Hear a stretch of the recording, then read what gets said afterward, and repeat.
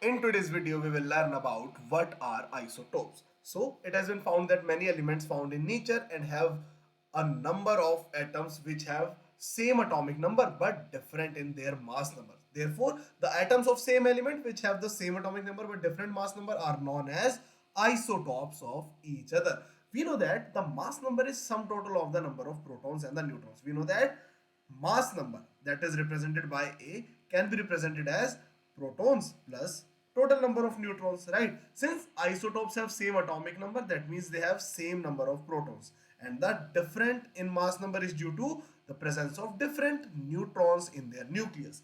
Therefore, the term isotopes was given by Soti. Here it comes from the Greek root isos meaning equal and topos meaning the same place, because isotopes of a particular element occupy the same position in the periodic table as they have the same atomic number, right? You can see here the example of hydrogen and its isotopes. So the first isotope of hydrogen is protium, then deuterium, then tritium.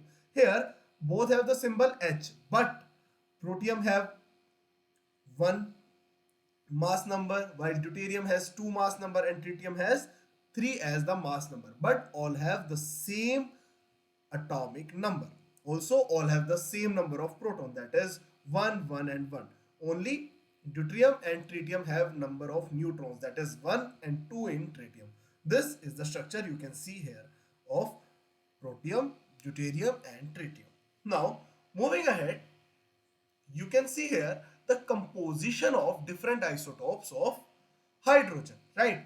So protium, deuterium, tritium, atomic number is the same, that is 1. Mass number is different, that is 1, 2 and 3. Number of proton is also same because the atomic number is same here, right? And number of electron also is same because we know that number of electron is equals to number of proton in a neutral atom. Here the only difference is due to the number of neutrons, right? Now talking about what is the characteristic of isotopes. So the isotopes of same element have the same atomic number. We know that, we have seen this in this table also, and they have same number of proton in their nucleus. This is the first characteristic. Second characteristic is that an isotope is a neutral atom. That means the number of electron will be remaining the same. Only the number of neutron is increasing in different isotopes of a element, right?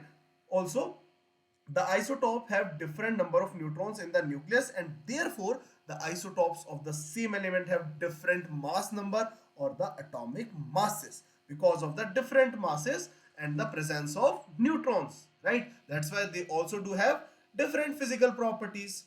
Now moving ahead, the density, boiling point, melting point of isotopes of the same element are slightly different because of the presence of extra set of neutrons, right? For example, the physical property of protium, deuterium, the isotopes of hydrogen are different. You can see here the properties in this table.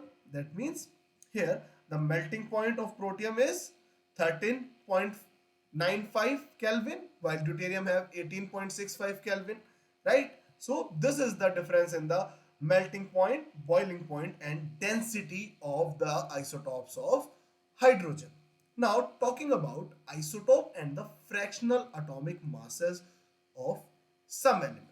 So talking about this, we know that many elements occur as a mixture of isotope. That means as atomic masses of an element is the average relative atomic mass all the naturally occurring isotopes of that element. That means the atomic mass of many element is a fractional value, right? Now the fractional value depends upon the isotopic mass of that particular element, right? Now also it is multiplied by its natural abundance, right? For example, chlorine occurs in nature as a mixture of isotopes with the isotopic mass 34.9688 and 36.9659, right? Their ratio is 3:1, right? And that means that out of 4 atoms, there are 3 atoms with masses 34.9688 and 1 atom with the mass 36.9659. Therefore, the formula can be represented like this: the average atomic mass of chlorine. That means the atomic mass of the one isotope into its natural abundance, then the atomic mass of the other isotope into its natural abundance, sum total and then divided by 4, right? So the answer will come out to be 35.5. That is the average atomic mass of chlorine molecule. Now, talking about what are the applications of radioisotopes. So, for example, the carbon 14. This is a radioisotope. It is used to estimate the age of old specimens of wood and other carbonaceous material of historical importance, right? This technique is known as carbon dating. We know that we use carbon dating for knowing the age of different archaeological substances. Here also the second radioisotope, that is cobalt 60, that is used in treatment of cancer, and the radioactive iodine 131 is used to check working of thyroid gland and in the treatment of goiter.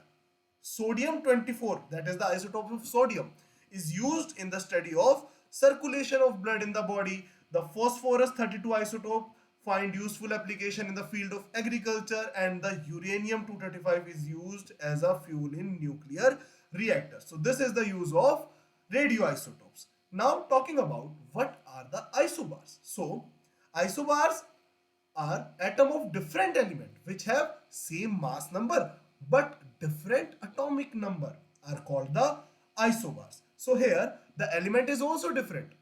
Isobars are elements of different elements, right? That have same mass number but different in their atomic number. That means they also do have different place in the periodic table, right?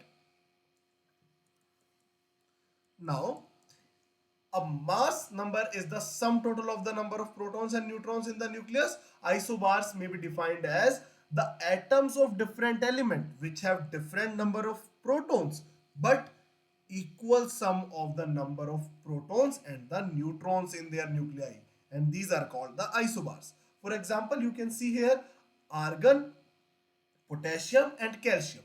All of them have mass number 40, right? Typically example of isobars, and isobars have different physical and both chemical properties because they are the atoms of different elements. So I hope this topic is now clear to you. Thank you.